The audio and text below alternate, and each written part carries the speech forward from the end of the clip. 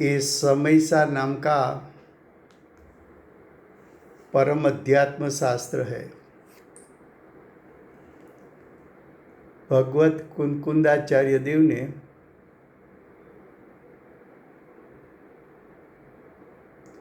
मांगलिक करके प्रतिज्ञा की। प्रतिज्ञा में कहा कि मैं समयसार को कहूँगा, यानी आत्मा का त्रिकाल शुद्ध स्वरूप, उसको दर्शाऊंगा।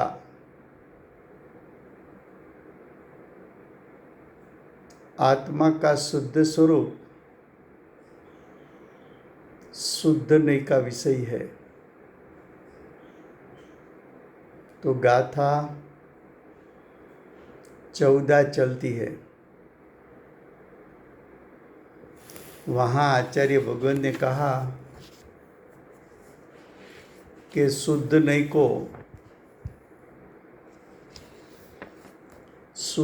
को यानी शुद्ध नहीं के विषय को गाथा सूत्र से कहूँगा। ये 14वीं गाथा का टीका चलती है। टीका का आखिरी पैराग्राफ हिंदी में चला था,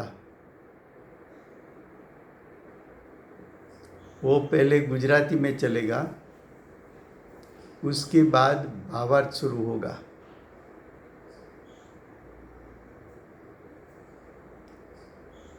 आ छेल्ला पैराग्राफ में आचार्य भगवान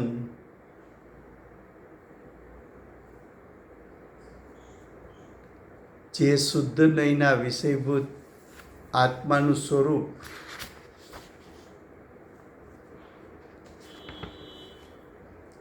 પાંચ પ્રકારે બતાવે છે। એમાં છેલ્લો પ્રકાર અણસંયુક્તપણું બતાવે છે। અણસંયુક્તપણું એટલે શું?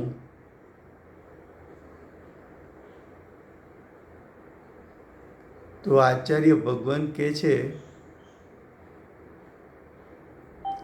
કે જેમ જળનો એટલે કે પાણીનો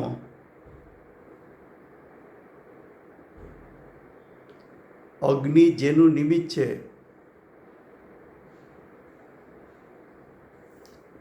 અગ્નિ પાણીનું નિમિત્ત છે, અગ્નિ જેનું એટલે પાણીનું નિમિત્ત છે, એવી ઉષ્ણતા સાથે સંયુક્તપણા રૂપ તૃપ્તપણા રૂપ અગ્નિએ પાણીનો સંગ કર્યો,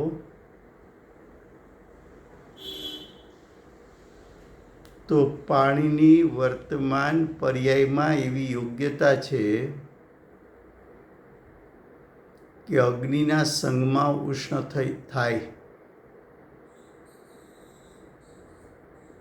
તો એ ઉષ્ણતા, પાણીની ઉષ્ણતા એ નૈમિતિક પરિણામ છે। અગ્નિ નિમિત્ત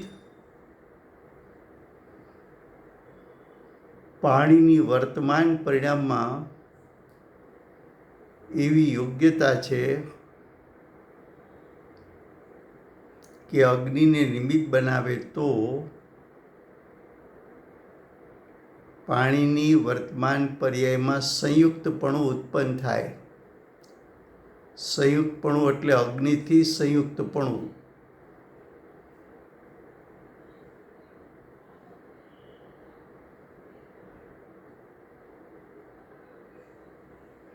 પાણીની અવસ્થાનો અનુભવ કરતા એટલે કે ઉષ્ણ પાણીમાં હાથ મૂકતા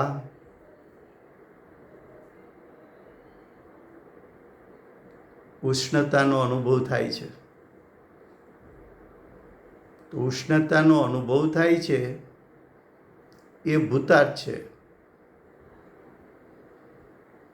એટલે કે પાણીની વર્તમાન પર્યાય ઉષ્ણ રૂપે થઈ છે. એ ઉષ્ણતા પાણીની પર્યાયમાં વિદ્યમાન છે. વિદ્યમાન છે એટલે ભૂતાર્થ છે, સત્યાર્થ છે. હવે કે છે તો પણ પાણી વર્તમાન પર્યાયમાં ઉષ્ણ થયું તો પણ એકાંત શીતળતા રૂપ જળ સ્વભાવની સમીપ જઈને અનુભવ કરતા. તો શીતળતા રૂપ જળ સ્વભાવની સમીપ જઈને અનુભવ કરતા એનો અર્થ શું? કે પાણીની વર્તમાન પર્યાયમાં ઉષ્ણતા ઉત્પન્ન થઈ છે એને ગૌણ કરીને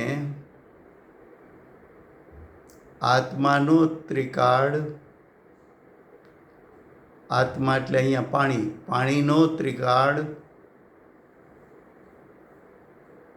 શીતળ સ્વભાવની સમીપ જઈને જોતા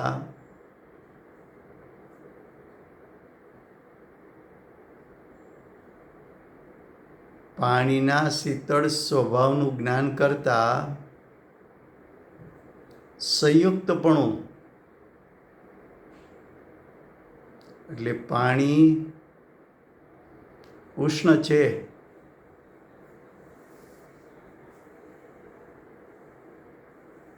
એવી ઉષ્ણતા ખરેખર શીતળ સ્વભાવમાં નથી. તો પાણીને બે દ્રષ્ટિથી જોઈ શકાય. એને વર્તમાન પર્યાયની યોગ્યતાથી જો તો ઉષ્ણ છે, અને એને એના સ્વભાવથી જો તો સ્વભાવ તો શીતળ એવો ને એવો છે. શીતળ સ્વભાવમાં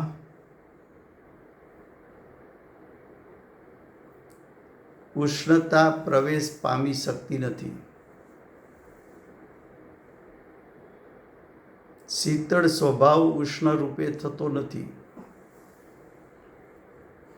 શીતળ સ્વભાવ તો શીતળ સ્વભાવ રૂપે જ રહે છે.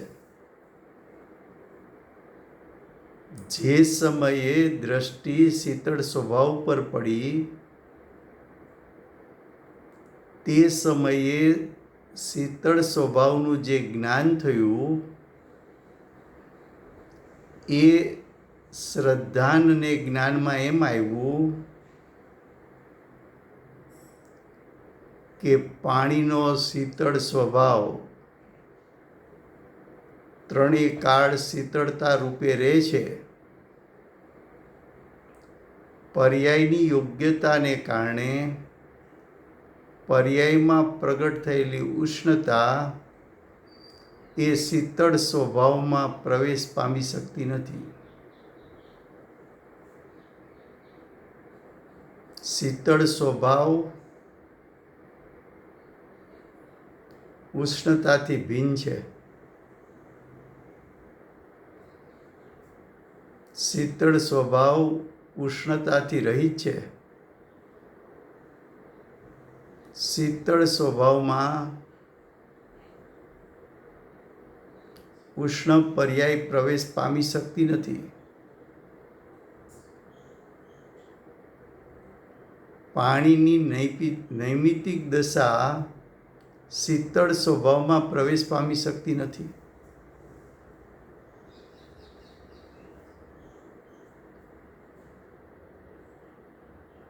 ભલે પાણીના પૂરા ભાગમાં શીતળ સ્વભાવ છે અને પાણીના પૂરા ભાગમાં ઉષ્ણતા પણ વ્યાપી છે, પણ એ ઉષ્ણતા શીતળ સ્વભાવમાં પ્રવેશ કરી શકતી નથી. જ્યાં શીતળ સ્વભાવ ઉપર દ્રષ્ટિ ગઈ અને જ્ઞાન ઉપયોગે શીતળ સ્વભાવને જાણ્યો તો કેવો જાણ્યો? તો કે એ તો શીતળતામય છે, એ તો ઉષ્ણતા રૂપની પર્યાયથી ભિન્ન છે. એ ઉષ્ણતા રૂપની પર્યાય શીતળ સ્વભાવમાં પ્રવેશ કર્યો નથી એવું સ્વરૂપ જણાણું.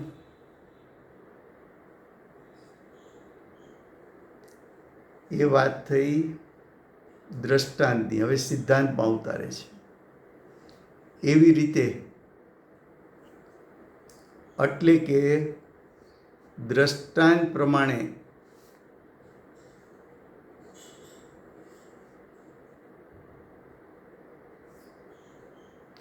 આત્માનો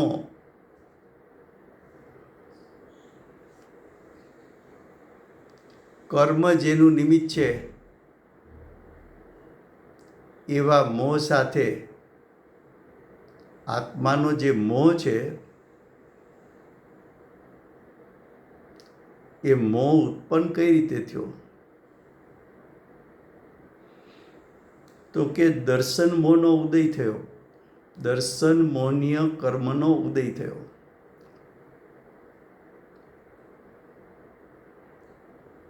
દર્શન મોહનીય કર્મમાં જીવ જોડાણો. તો જીવની દશામાં નૈમિતિક પરિણામ એટલે કે સંયુક્તપણું પ્રગટ થયું. તો નૈમિતિક પરિણામ કેવું ઉત્પન્ન થયું? તો કે મોહ રૂપે ઉત્પન્ન થયું. એ મોહ છે તો આત્માની પર્યાય. મોહરૂપની પર્યાય પણ આત્માની સત્તામાં ઉત્પન્ન થઈ છે.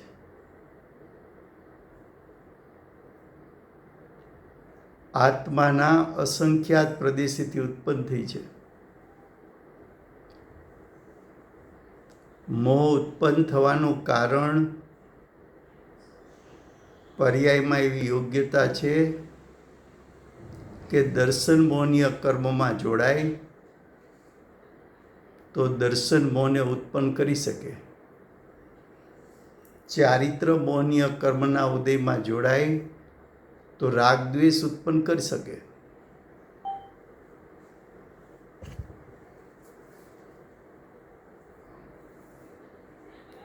તો કે એવી અવસ્થા ઉત્પન્ન તો થઈ છે, વિદ્યમાન તો છે. એવી સંયુક્તપણા રૂપ નૈમિતિક દશા એટલે કે દર્શન મોહનીય પર્યાયમાં ઉત્પન્ન તો થઈ છે.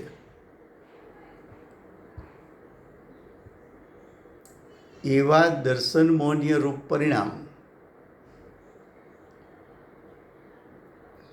એને તું ગૌણ કરે અને જ્ઞાયક સ્વભાવ પર તું દ્રષ્ટિ કરે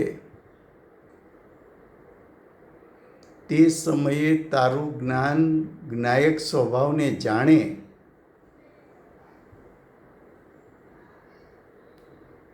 તો જ્ઞાયક સ્વભાવ તારા જ્ઞાનમાં કેવો જણાય, કેવો અનુભવાય? અનુભવાય એટલે જણાય. તો કે જ્ઞાયક સ્વભાવ તો દર્શન મોહથી રહિત જણાણો, નૈમિતિક દશાથી રહિત જણાણો. જ્ઞાયક સ્વભાવ તો જ્ઞાયક સ્વભાવ રૂપે જ હતો. એ જ્ઞાયક સ્વભાવમાં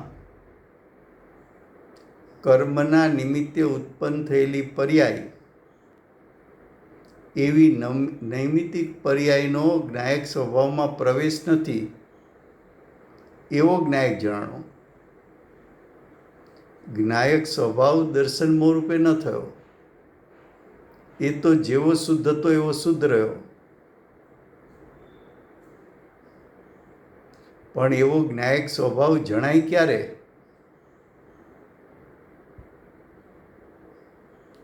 તો કે દર્શન મોહનીય રૂપના જે પરિણામ ઉત્પન્ન થયા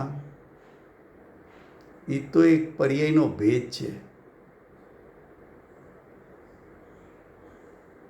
એ ભેદ તો વ્યવહાર નહીંનો વિષય છે. વ્યવહાર નહીંનો વિષય તો આચાર્ય ભગવાન ગૌણ કરાવે છે. દર્શન મોહનીય રૂપના પરિણામ એનો મહિમા ત્યાગી દે, મહિમા છોડી દે, એને ગૌણ કરી દે. એને ગૌણ કરીશ તો જ તારી દ્રષ્ટિ અને તારો ઉપયોગ જ્ઞાયક ઉપર સ્થિર થઈ શકશે. જ્ઞાયકનો મહિમા આવશે તો દ્રષ્ટિને ઉપયોગ જ્ઞાયકમાં એકાગ્ર થઈ શકશે.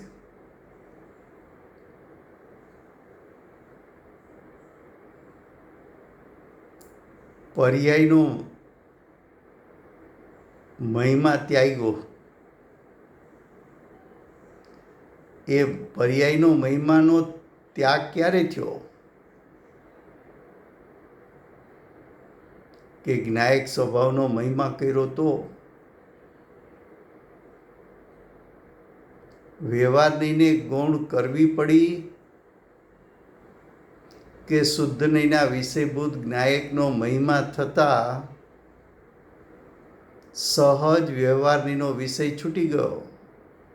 તો કે સહજ છૂટી ગયો. હવે જ્ઞાયકનો મહિમા થયો તે સમયે તારું પરિણમેલું જ્ઞાન એ જ્ઞાયકને કેવો જાણે છે?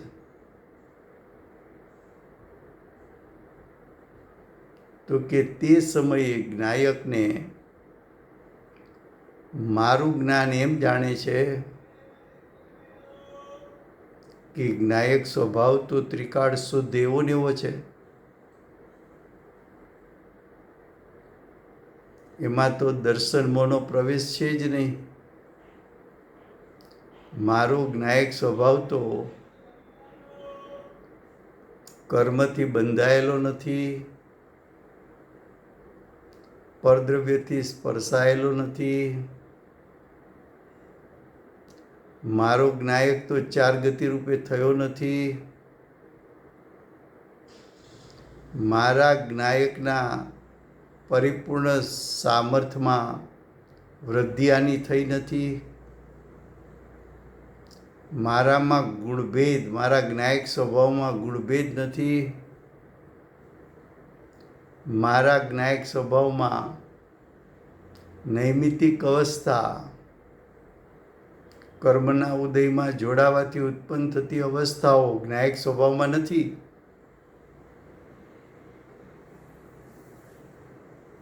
તો જ્ઞાયકને જાણતા નૈમિતિક અવસ્થા અભૂતાર્થ એટલે અવિદ્યમાન છે, અસત્યાર્થ એટલે જ્ઞાયક સ્વભાવમાં નૈમિતિક અવસ્થા જોવા મળતી નથી.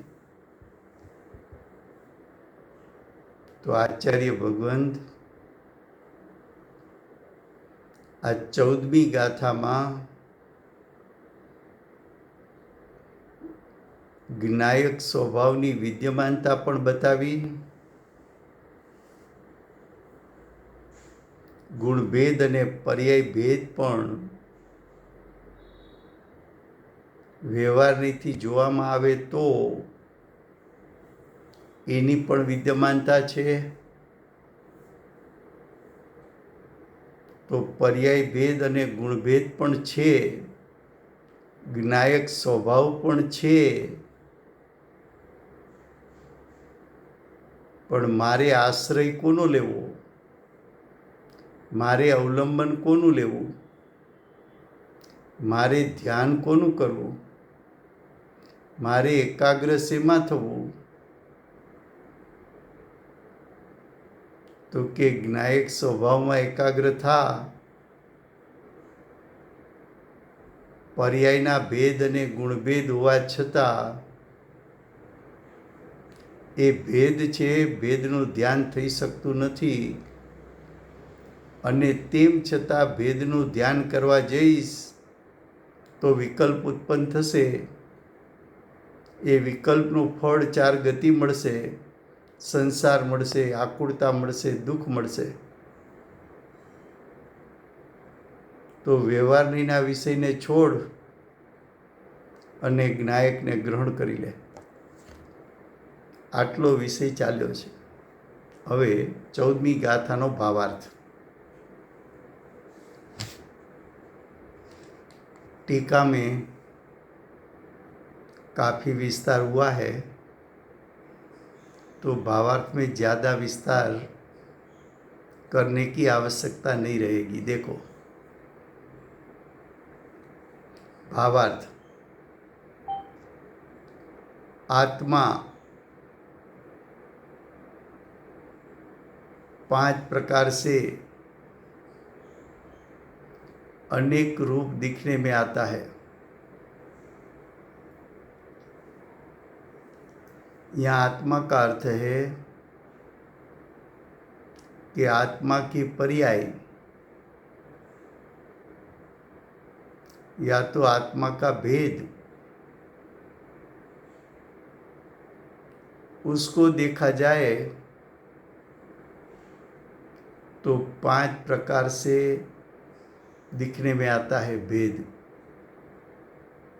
उसमें प्रथम दिखने में आता है, उसका अर्थ है आत्मा को भेद से देखा जाए तो 5 भेद विद्यमान है. उसका प्रथम भेद अनादिकाल से कर्म पुद्गल के संबंध से बंधा हुआ और कर्म पुद्गल का स्पर्श वाला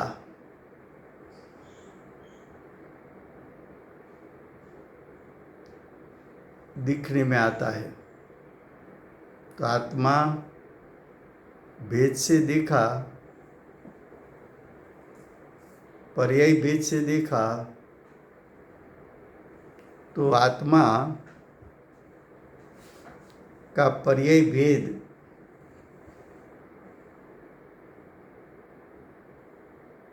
उसमें प्रथम भेद कैसे दिखने में आया? तो कि प्रथम भेद में आत्मा अनादिकाल से कर्म से बंधा हुआ,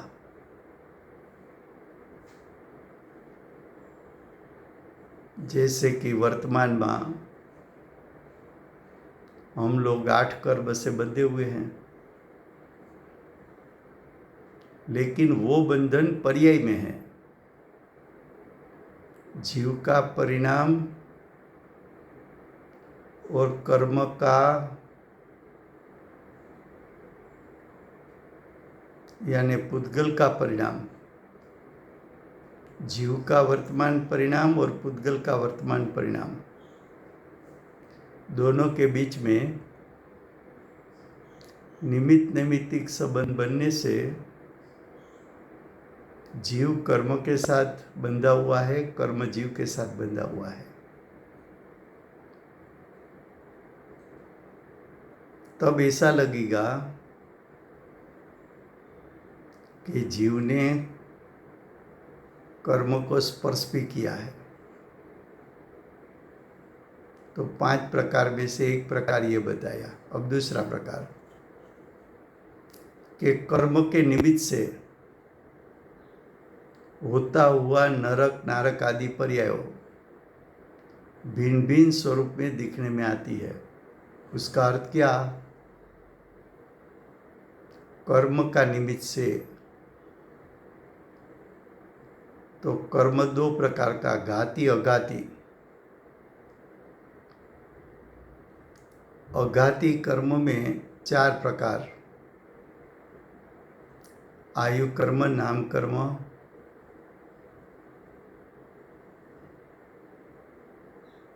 तो जो वेदनी, आयु, नाम और गोत्र 4 कर्म है, उसमें नाम कर्म का उदय होने से शरीर रचना होती है।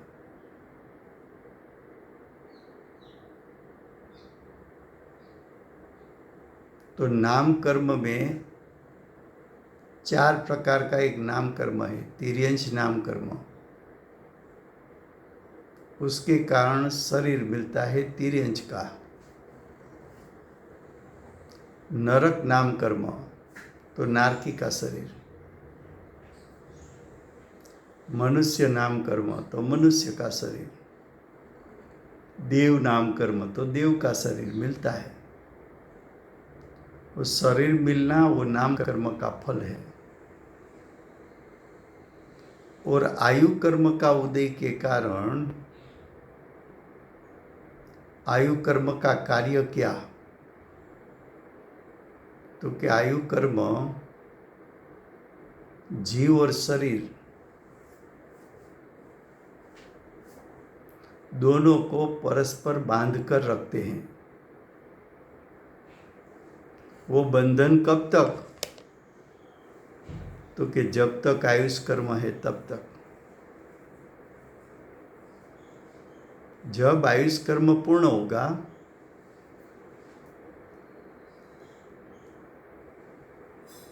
जब आयुष कर्म पूर्ण होगा तो जीव और शरीर का बंधन छूट जाता है।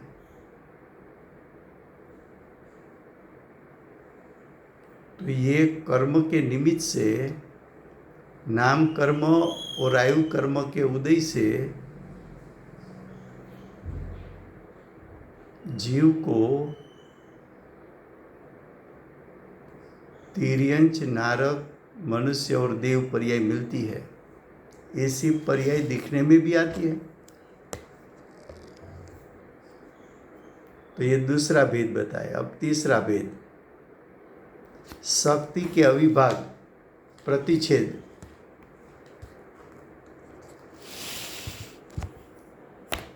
उसके अंश हानि होना और विकसित होना, वृद्धि होना, ये भी वस्तु का, यानी वस्तु की पर्याय का स्वभाव है। वस्तु का स्वभाव यानी द्रव्य का स्वभाव, यानी अगुरु लघु नाम का आत्मा का एक स्वभाव है, अगुरु लघु गुण नाम का, जिसके कारण पर्याय में हानि वृद्धि, पर्याय संकुचित हो जाना, यानी मानो के ज्ञान है तो एक केंद्रीय का ज्ञान, उसका क्षोभ संकुचित हो गया, और केवली भगवान का ज्ञान, केवल ज्ञान वृद्धिगत हो गया। तो जो पर्याय में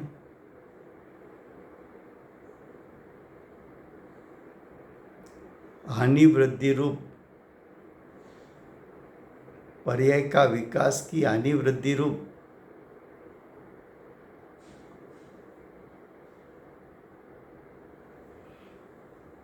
वो पर्याय तो ऐसी दिखने में आती है। पर्याय तो कभी एक रूप दिखने में नहीं आती। ये तीसरा प्रकार हुआ। चौथा प्रकार,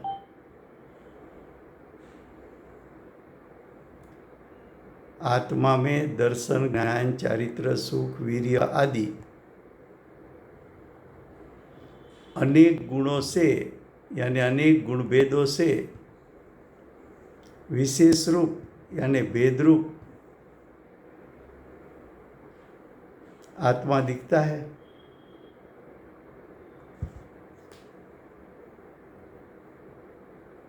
आत्मा में अनंत गुण है। प्रत्येक गुण का स्वभाव भिन्न भिन्न है। एक एक गुण वाला आत्मा का स्वभाव देखने में आए तो स्वभाव का आनंद भेद पड़ेगा। प्रथम 3 बात बताई वो पर्याय के भेद से बताई, ये चौथी बात बताई गुण भेद से बताई। तो कैसा भेद है, ऐसा आत्मा का स्वरूप विद्यमान है, दिखने में आता है। अब लास्ट स्वरूप कर्म के निमित्त से उसका अर्थ है कर्म के उदय के निमित्त से। कर्म का उदय आया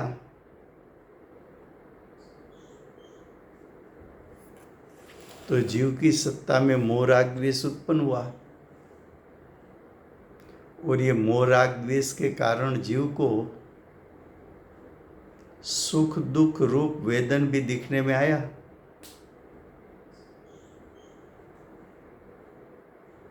तो 5 भेद बताया,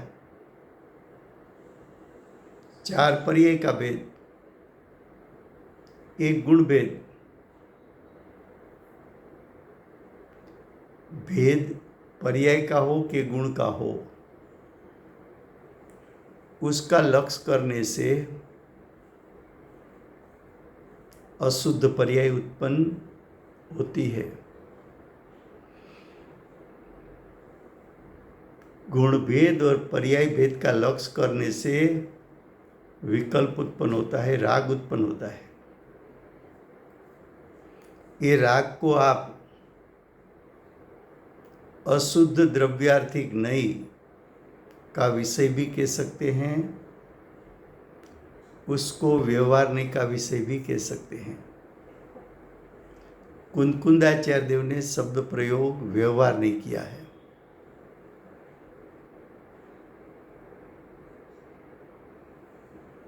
अमृतचंद्राचार्य देव ने शब्द प्रयोग यहाँ किया अशुद्ध द्रव्यार्थिक रूप व्यवहारने का विषय।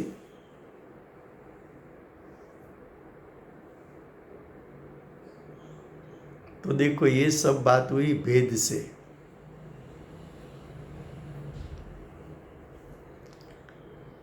तो कि हे अज्ञानी, तूने अनादि से आज तक आत्मा को भेद से देखा है,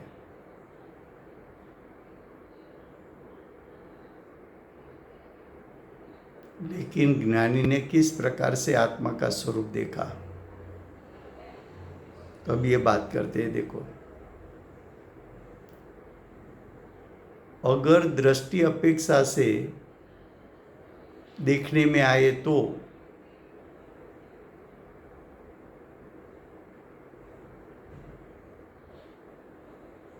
व्यवहार दृष्टि अपेक्षा से देखने में आए तो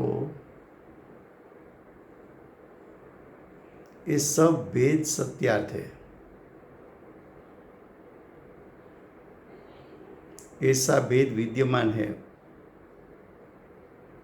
उसका हम स्वीकार करते हैं। जो अज्ञानी ने जो दृष्टि से देखा वो दृष्टि से तो ये बात सत्यार्थ है।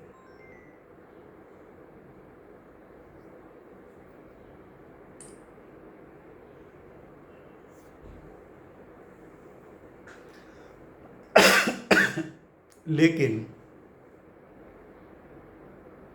आत्मा का एक स्वभाव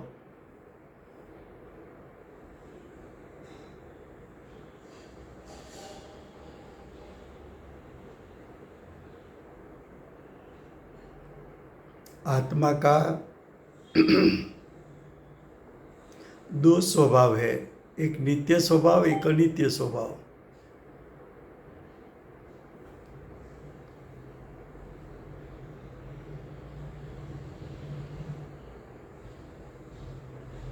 जो व्यवहार नहीं है उस दृष्टि से आप आत्मा को देख सकते हो, लेकिन व्यवहार नहीं की प्रतिपक्ष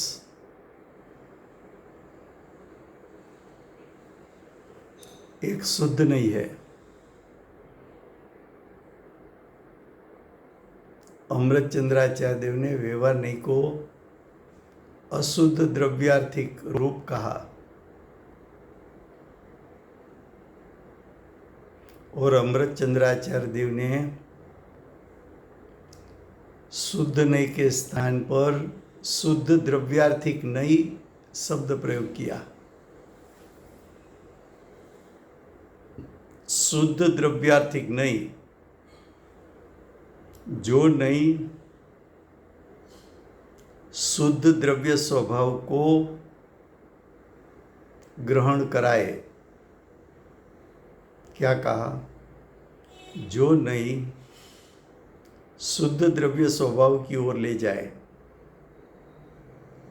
जो नई शुद्ध द्रव्य स्वभाव को ग्रहण करा सके, ऐसी नई को शुद्ध द्रव्यार्थिक नई कहने में आता है।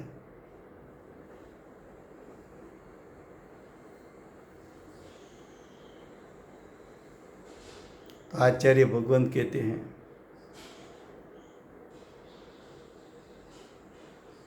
कि शुद्ध द्रव्यार्थिक नई को ग्रहण कर,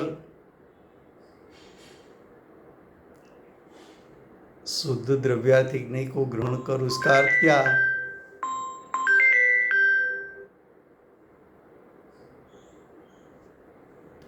शुद्ध द्रव्यार्थिक नई को ग्रहण कर, उसका अर्थ क्या? तो कि शुद्ध द्रव्यार्थिक नई के विषय को विषय बना, तो उस नई से ज्ञायक का स्वरूप कैसा है?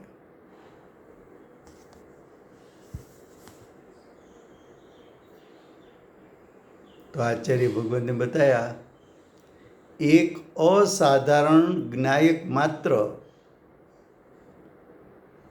आत्मा का भाव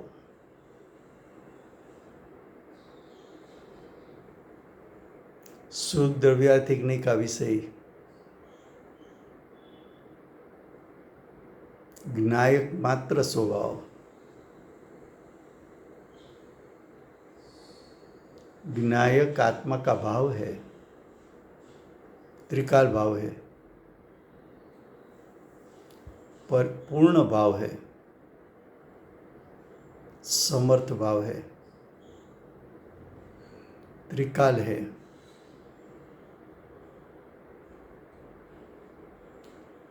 जब तू शुद्ध नई की दृष्टि से ज्ञायक को देखेगा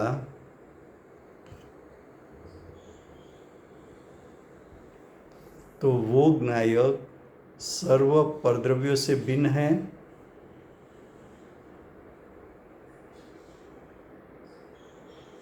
कर्म के उदय से भिन्न है,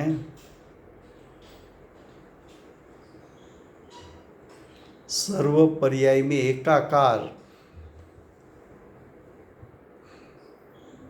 सर्व पर्याय में एकाकार, यानी जब कर्म का बंधन है, कर्म का स्पर्श है, तब भी उसी समय भी ज्ञायक तो ज्ञायक है। ज्ञायक का स्वरूप कर्म के बंधन के समय, द्रव्य कर्म के स्पर्श के समय, ज्ञायक का स्वरूप तो जैसा है वैसा एकाकार रहता है। जब जीव तिर्यंच बने, नारकी बने, मनुष्य बने, देवगति बने, असमाधि द्रव्य पर्याय रूप आत्मा का परिणमन होता है, तभी भी ज्ञायक तो ज्ञायक ही रहता है। ज्ञायक तिर्यंच, नारकी, मनुष्य, देव रूप नहीं होता, एकाकार रहता है। जब पर्याय में तीव्रता मनता होती है पर्याय में हानि वृद्धि होती है, पर्याय के क्षोभसम में हानि वृद्धि होती है, तभी भी ज्ञायक तो एक रूप रहता है। ज्ञायक तो जैसा है वैसा एक रूप।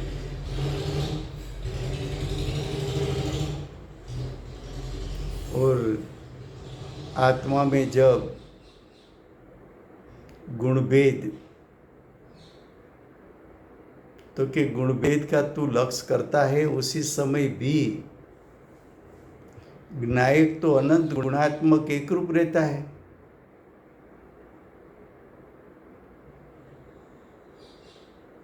और जब तू कर्म के उदय में जुड़कर नैमित्तिक दशा में मोह राग द्वेष रूप परिणमित होता है, तो मोह राग द्वेष उत्पन्न हुआ तभी भी ज्ञायक तो ज्ञायक रहता है, वो दर्शन मोह आदि को स्पर्श करता नहीं है, उसको ज्ञायक स्वभाव में प्रवेश नहीं दे रहा है।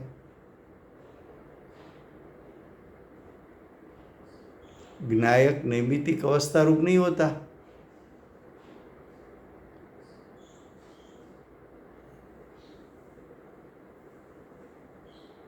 पांच प्रकार का भाव भेद वाला सत्य होते हुए भी, उसकी विद्यमानता होते हुए भी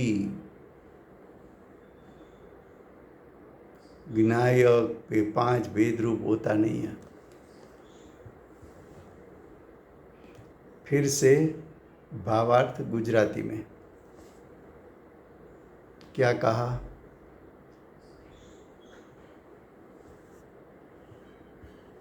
फिर से देखो भावार्थ।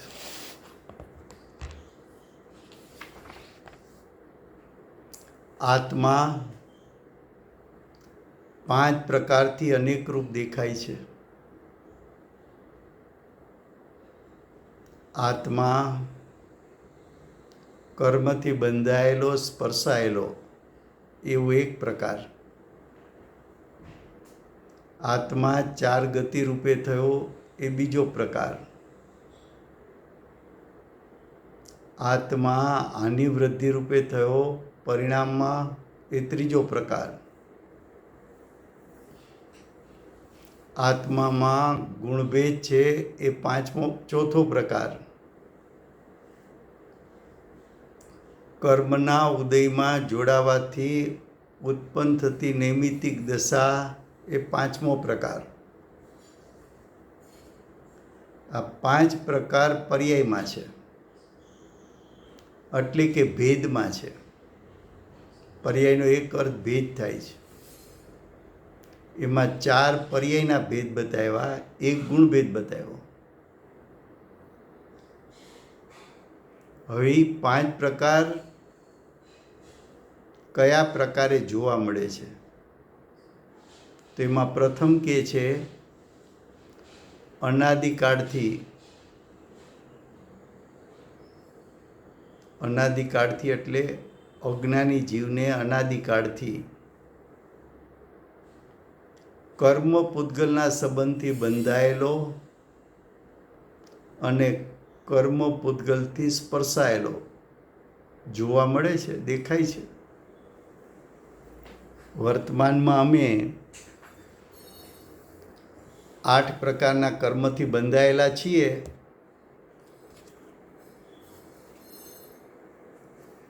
वर्तमान में अमे 8 प्रकारना कर्मथी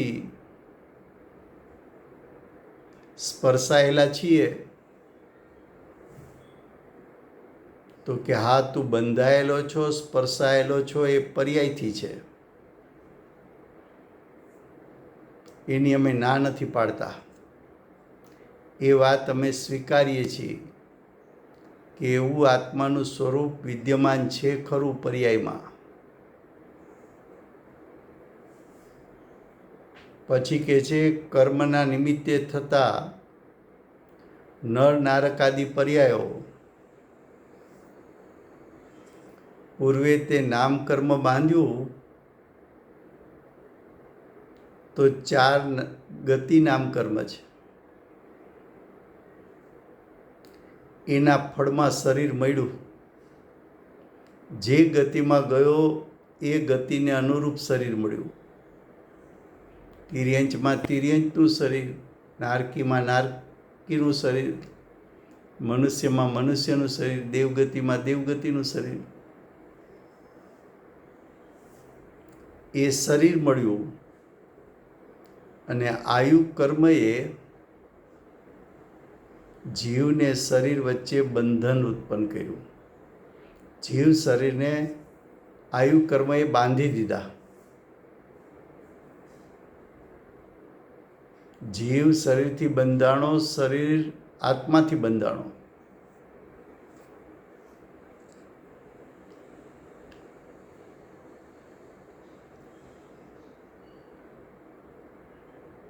તો જીવને તિર્યંચ રૂપે, નારકી રૂપે, મનુષ્ય રૂપે, દેવ રૂપે એ ભિન્ન ભિન્ન સ્વરૂપ જોવા મળે છે. એ વાત પણ સત્યા જ છે. એવી જીવની પર્યાય અસમાન જાતિ દ્રવ્ય પર્યાય ઉત્પન્ન થાય છે. પછી કહે છે કે શક્તિના અવિભાગ પ્રતિછેદ અંશ. આત્મામાં એક અગુરુ લઘુ નામની શક્તિ છે, જેને કારણે પર્યાયની શુદ્ધતા કે અશુદ્ધતાની વધઘટ થાય, તીવ્ર મનતા જોવા મળે. પર્યાયની આ ભિન્ન ભિન્ન ઇન્ટેન્સિટી જોવા મળે. હાજી.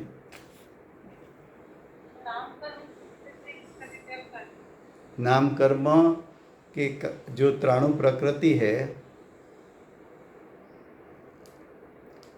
उसमें शरीर नाम कर्म है.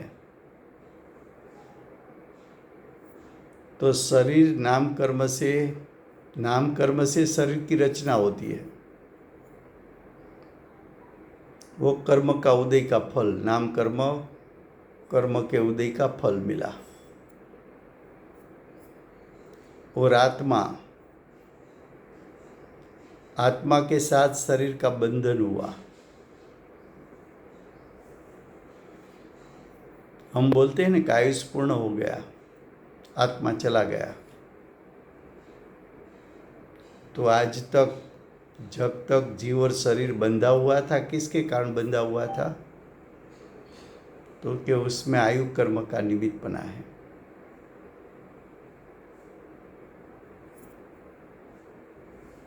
उसके बाद हमने बताया कि परिणाम में हानि वृद्धि होती है, तीव्रता मनता आती है और तेरे अनुभव में भी आती है. वो भी पर्याय का स्वरूप है और पर्याय भेद है तो भेद का स्वरूप है. आत्मा में चौथी बात बताते हैं, दर्शन ज्ञान आदि अनेक गुण विशेष रूप यानी भेद रूप दिखने में आता है. आत्मा का गुण भेद से देखो तो आत्मा में ज्ञान है, दर्शन है, चारित्र है, सुख है, ऐसा भेद है. अब 5वीं बात, कर्म के निमित्त से એટલે कर्म के उदय के निमित्त से मोह राग द्वेष उत्पन्न होता है.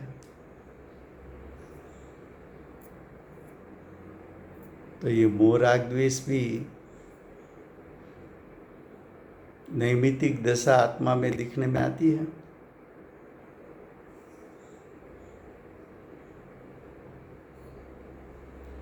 तो ये 5 प्रकार के भेद उसके लिए बोला, ये सब अशुद्ध द्रव्यार्थिक रूप व्यवहारने का विषय है. तो आप 5 भेद से देखना आत्मा के 5 प्रकार भेद से देखना, उसको व्यवहारनी का विषय बनाया। उसका अर्थ ऐसा कि व्यवहारनी से आत्मा के परिणाम के 4 भेद और गुण भेद 5वां, ऐसा 5 भेद व्यवहारनी से दिखने में आता है। तो ये 5 भेद तो व्यवहारनी का विषय बताया। तो शुद्धने का विषय क्या, ऐसा प्रश्न होना चाहिए।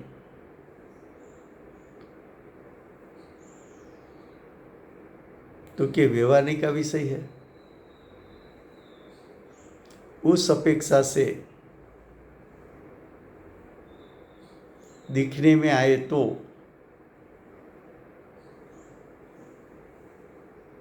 ये सब सत्यार्थ है। 5 भेद की विद्यमानता, उसको हम ना नहीं बोल सकते। विद्यमान है तो विद्यमान है ऐसा कहना चाहिए, ये बात तो सत्य है।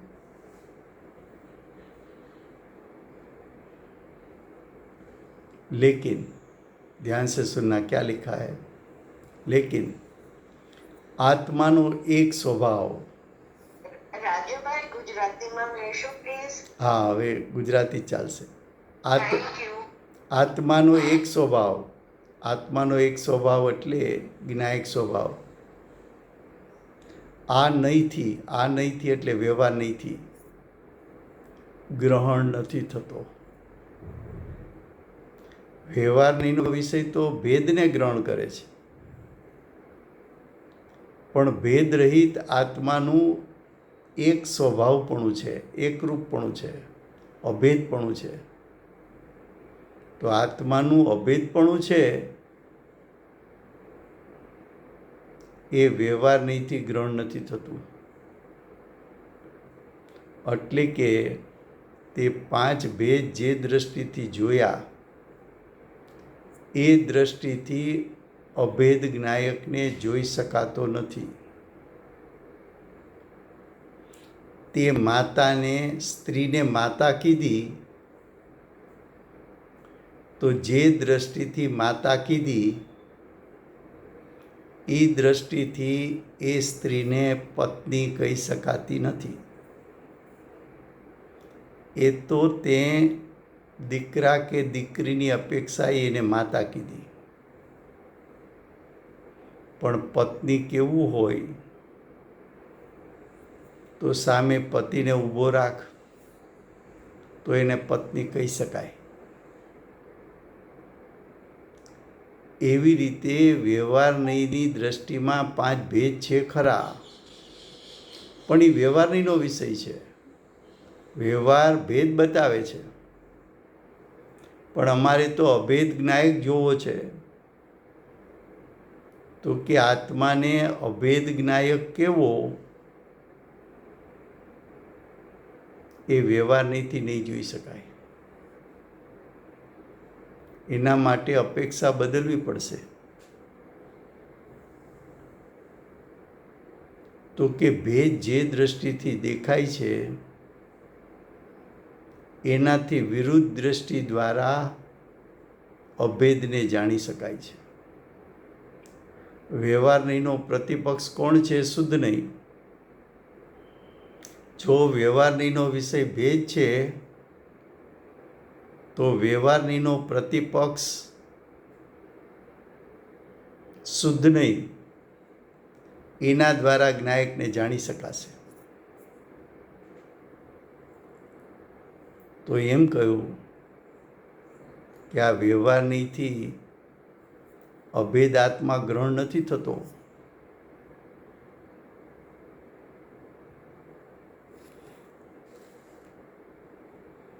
એક સ્વભાવને જાણ્યા વિના, અભેદ આત્માનું સ્વરૂપ જાણ્યા વિના આત્માને કેમ જાણી શકાય?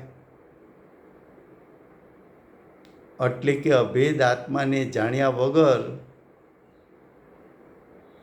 સમ્યક જ્ઞાન કેમ પ્રગટી શકે? યથાર્થ જ્ઞાન કેમ પ્રગટી શકે? તો કે ન પ્રગટી શકે। આ કારણે એટલા માટે બીજા નહીં એટલે વ્યવહાર નહીંનો પ્રતિપક્ષ એવો બીજો નહીં, એને ગ્રહણ કરી એટલે કે શુદ્ધ નહીંને ગ્રહણ કરી એટલે કે શુદ્ધ દ્રવ્યાર્થિક નહીંને ગ્રહણ કરી એક અસાધારણ જ્ઞાયક માત્ર આત્માનો ભાવ લઈ જ્ઞાયક સ્વાભાવિક અસાધારણ સ્વભાવ છે, અભેદ સ્વભાવ છે, અપૃથક સ્વભાવ છે,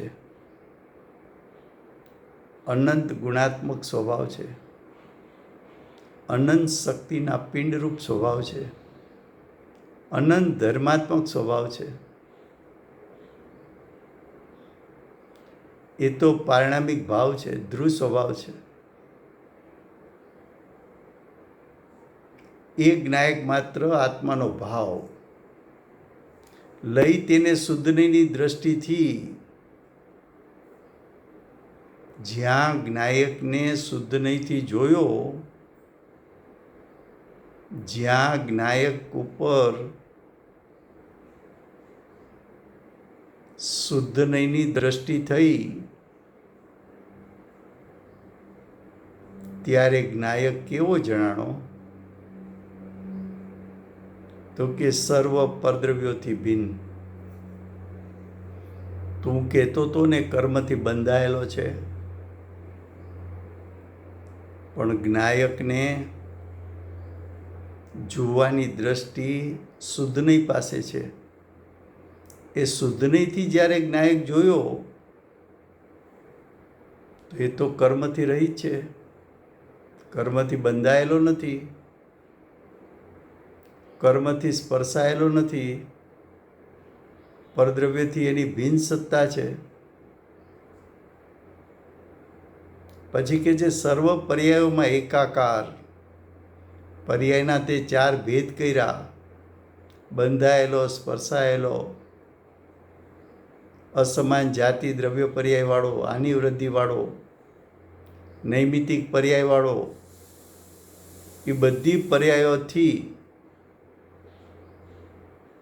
એવા બધા ભેદોથી રહિત એકાકાર અભેદ. એ એકાકાર જ્ઞાયક કેવો છે?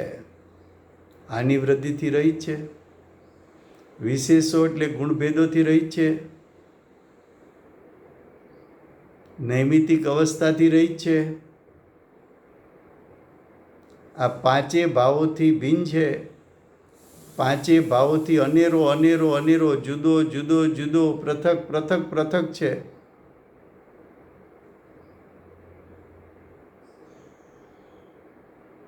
તો જ્ઞાયકમાં આ 5 ભેદો અભૂતા છે એટલે અવિદ્યમાન છે. એવું જ્ઞાયક તત્વ, એનો આશ્રય આચાર્ય ભગવાન કરાવવા માગે છે. પહેલાં તું જ્ઞાયકનું સ્વરૂપ સમજ, એનું શ્રદ્ધાન કર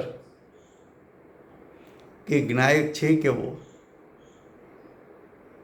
શુદ્ધ નહીંના વિષયભૂત જ્ઞાયકનું સ્વરૂપ દરેક પ્રકારના પર્યાય ભેદોથી રહિત, ગુણભેદોથી રહિત એકાકાર સ્વરૂપ એ આશ્રયભૂત તત્વ છે. એનું ગ્રહણ કરતા જીવને સમ્યક દર્શન જ્ઞાન ચારિત્રની પ્રગટતા થાય છે.